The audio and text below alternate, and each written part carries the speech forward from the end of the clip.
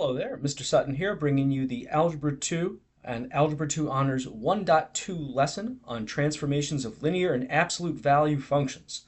In this one, we will be writing functions that represent transformations of linear and absolute value functions. Wow, it's just like the title said. So for all the problems we're looking at today, we're starting with some f of x function, and we're basically trying to rewrite it so that it incorporates a transformation. In this case, we want a translation 3 units down. So we need to rewrite this function in light of that. All right, so usually what you want to do to start these off, they actually come in kind of two varieties. These are when you have to write rules for vertical transformations, like we have in this problem, and later on we'll look at what we do when we have rules for horizontal transformations, and when there's some combination of transformations. If you're dealing with vertical transformations, the way to start one of these is we're going to want to write a rule firstly in terms of the original function. So I'm going to want to write g of x, or whatever letter you want to name it, equals something with f of x in it. What am I doing to f of x to get a translation of 3 units down?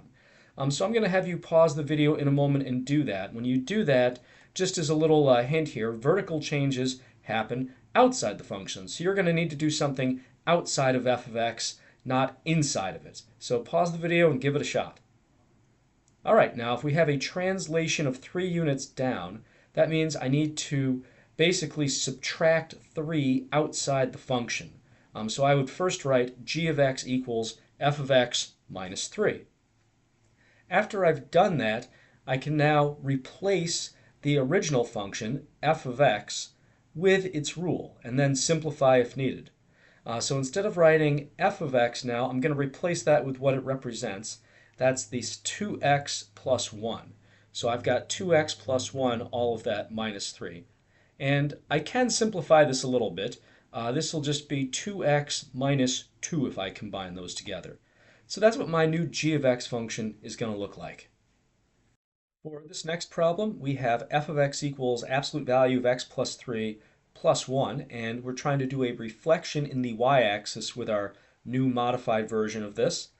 Since this is a reflection in the y-axis, since it's a left-right reflection, a horizontal reflection, that means that in order to modify this thing, I don't need to do anything outside the f of x function. I need to do something inside the f of x function. So I'm going to start this one by, for horizontal transformations, rewriting this original function with a new input that incorporates this change. So pause the video and see if you can figure out exactly what you need to plug into the f function instead of x to make this reflection happen. All right, do you think you have it? So since we have a reflection, that's going to be negating something, and since it's a horizontal reflection, we're negating the x values, the inputs to f of x. So I'm going to have to do f of negative x in order to make this happen. Now that I've got f of negative x, I just have to apply this f function to negative x. So instead of writing x right here, I'm going to replace this with negative x, like so. And you actually could call this done if you wanted to, but if this were a multiple choice thing and it wasn't matching any answer choices, for absolute value you actually can simplify something like this a little bit more.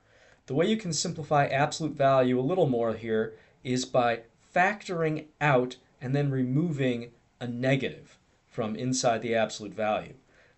In other words, instead of writing this as negative x plus 3, I could factor a negative 1 out of both terms and write this as negative parentheses x minus 3. Now the benefit in doing that is because this is absolute value, I could rewrite this just without this negative here. It'd be kind of like if I had negative 5. I know that absolute value is just going to turn that into positive 5, so I could just rewrite it as absolute value of positive 5, since it's going to be the same ultimate outcome anyway. So now I can just basically forget about this negative and write absolute value of x minus 3, all of that plus 1. So this is optional, but it is another way to simplify this if you don't like that negative hanging around. So we've seen that there are slightly different things we do for vertical versus horizontal transformations when we're writing these rules. What if there's more than one transformation happening at the same time? So let's say for this one we have f of x equals x, which is kind of a simple function, but they want a translation 3 units down followed by a vertical shrink by a factor of 1/3. So there's a decent amount going on here. So the strategy for these is you're going to want to write a function for the first transformation, that's this translation here, then write another function using what you just wrote for that second transformation. So maybe rewrite a function, we'll call it g to do this first transformation, and g will have f incorporated in it. And then after you've got a g function, write another function, we could call it h, that does something to g. So that would be a good strategy to use. Pause the video and see if you can figure out the steps of that. All right, let's see how you did. So to do this translation, I'm going to write g of x equals f of x, and let's see, this is 3 units down, so f of x minus 3. And then I can just replace f of x with x, because that's what the f of x function is. Cool. Now I need to take the g function and shrink that by a factor of 1/3, shrink it vertically. So I can write h of x equals 1/3 times g of x. And now I'll just replace g of x with what it represents, that's this x minus 3. So we have 1/3 parentheses x minus 3, which I can simplify to 1/3 x minus, let's see, 3 times 1/3 is 1. So we've seen a whole bunch of different transformation situations. By now you might be wondering, okay, how could I actually use this in a real life setting? Well, here's one possibility. So let's say you design a computer game, and your revenue in dollars for X downloads of this game is given by, let's say, f of x equals 2x. So maybe you're charging $2 per download, and it's just 2 times the number of downloads, which could make sense. But now your revenue and your profit aren't going to necessarily be the same thing. Maybe you're selling this through a platform that takes 10% of your revenue. So then you only get 90% of the revenue. And maybe further in the problem here, this $50 that they're talking about, maybe that's what you had to pay to get the software that helps you design this computer game and put it together. So how could we figure out, using all of these parameters, what our profit would be for 100 downloads? So I will tell you there are 2 ways of doing this. One is with using these transformations that we've been using in this lesson, and I'm going to show you that in a minute. Another is just completely sidestepping it and kind of reasoning it out. So pause the video, pick a direction, and we'll come back together and see how we did. All right, so if you don't want to have anything to do with what we did earlier in the lesson, you could just do 2 times 100, and that would give you your revenue, and then multiply that by 0.9, and then subtract 50, and you've got your amount for 100 downloads. But I'm going to show you the way you could use transformations to achieve this. And the reason you might go the transformation route is that you get a formula that you could use to figure out your profit for any number of downloads, not just this one time with 100, because maybe you want to know 1,000 downloads what it would be.